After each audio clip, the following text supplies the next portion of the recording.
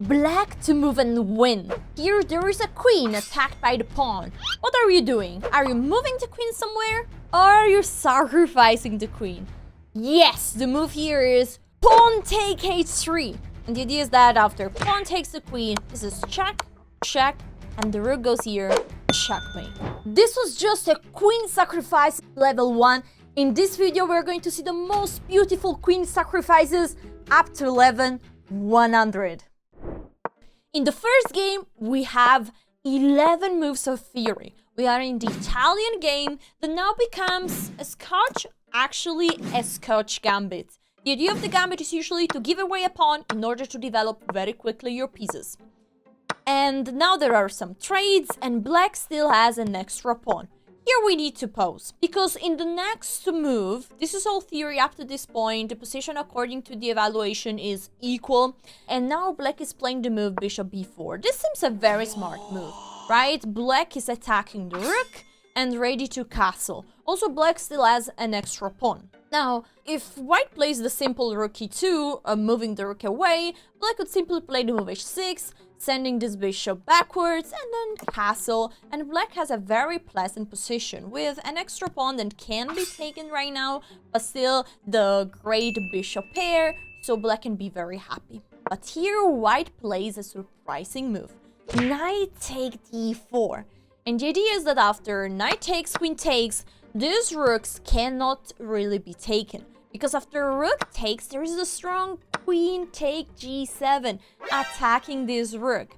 And after rook f8, there is rook takes the bishop. And now the threats are so big that here the evaluation of the engine is +9. There is knight here, bishop here attacking this rook. And here the position is just collapsing.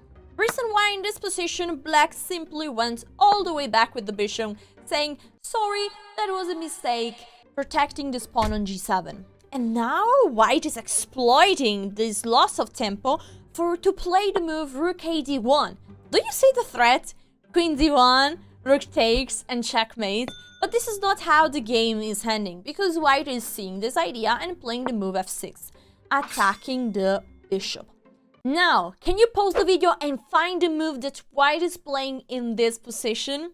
The move is queen d7. This is a huge queen sacrifice. Incredible. After bishop takes, the idea is that you go with the discovery check, double check with the rook and with the knight. The king doesn't have many squares, well, has just one square, king on d8. And now, what's the final move? It's all forced.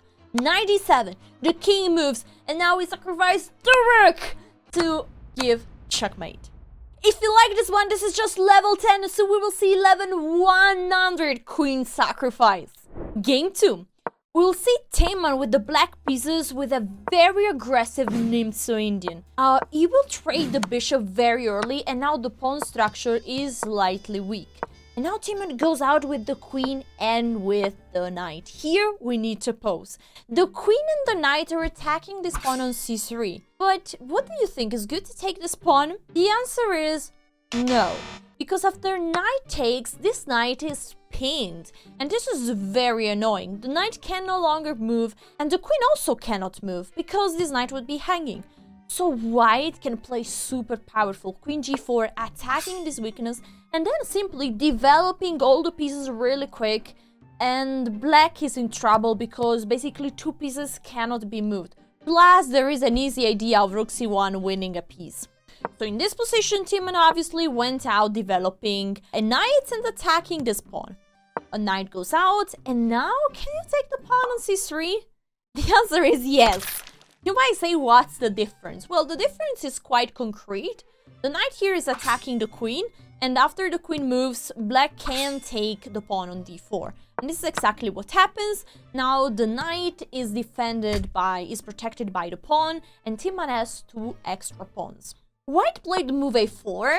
I'm not totally convinced about this move. Maybe the idea is to bring the rook on a3, but this move also gives away the square on b4 to the knight. Anyway, Teman tries to develop the bishop in this diagonal, attacking this pawn which is right now protected. Let's notice that white cannot castle because this bishop would be hanging with check.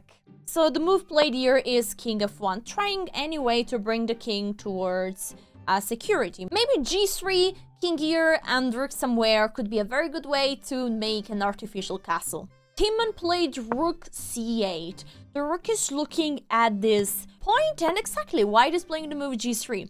And now, pause the video and trying to find what is the move that black is playing.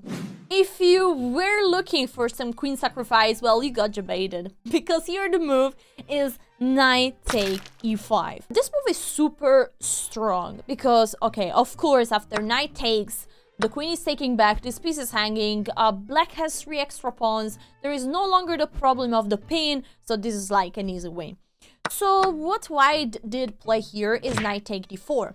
And now you might say, oh, wait a second, how is black going to protect this knight? And actually there is no way to protect this knight. But Timon did see everything. And here, he sacrificed the queen by taking this bishop and leaving the queen hanging on a5. And the idea is that after bishop takes, the knight is taking, the knight attacking the queen. And here, can we have an idea of the material? Both players have 2 rooks. Also, they have 1 bishop. So the only difference is that black has 2 knights and a couple of pawns, and white has a queen. This would be a very good advantage if we see just the material. But the position is quite different. Now the queen is under attack and this bishop is also under attack.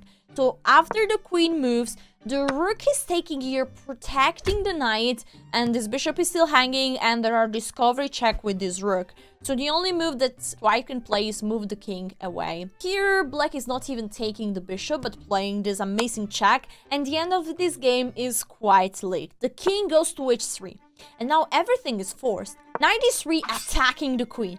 The queen moves, trying to defend also the king's side, controlling some important squares. But here, still, knight f3 attacking the queen, forcing the queen to move one more time. And now, final move of the game. This is a checkmate in 2 moves.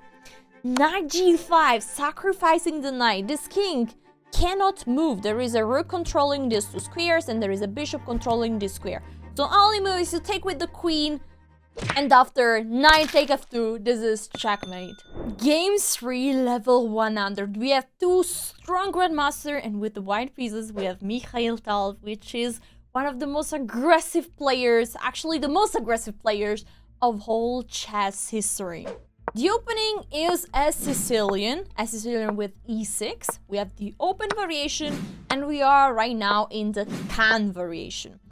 Both players are just bringing out the pieces in a very normal way.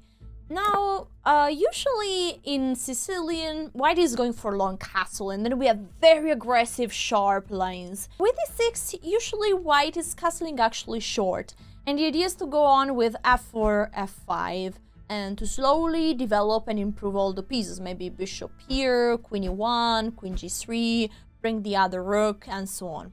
Now both Grandmasters are improving their position, some standard moves, and now Tal is already going with the queen out. We can see that the idea, there is an f5 in the air that will be played at the right moment.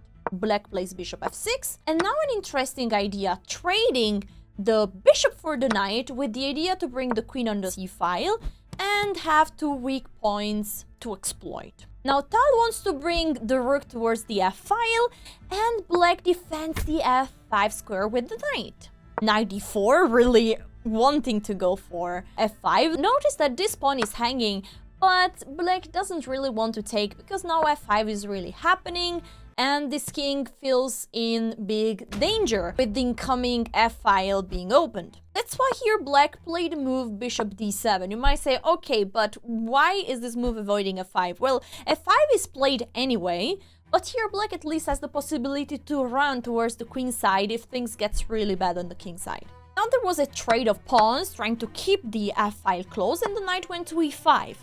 And now, what is the move you think white played in this position?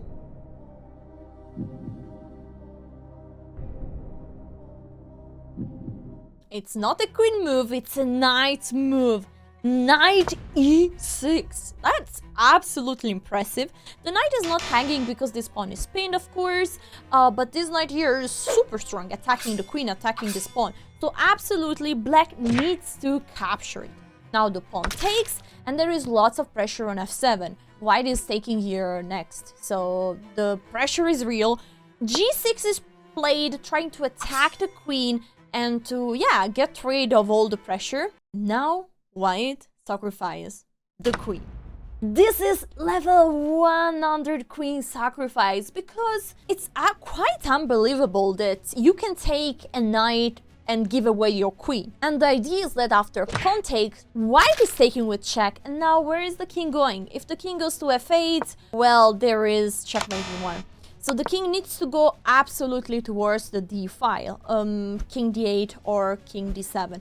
Both moves have the same problem, that this bishop can be moved and give a check with the rook. So the bishop goes here, controlling, not really giving a double check, this is not the real reason, but controlling the c8 square, so that the king cannot hide behind the pieces. The king needs to go forward on c6, and now we have another check, and ladies and gentlemen, this is basically checkmate. The knight is the only piece that can cover. Now white is taking, the king goes back, and white is taking the rook with check. The pawn here, yes, the pawn is about to promote. And also the material, actually now white has a rook and two pieces for the queen. So the material is also an advantage for white, and so black simply resign. And that's it for today. I really hope you enjoyed these 3 amazing queen sacrifices. I had a blast commentating these games. And remember to like, subscribe, and see you next time.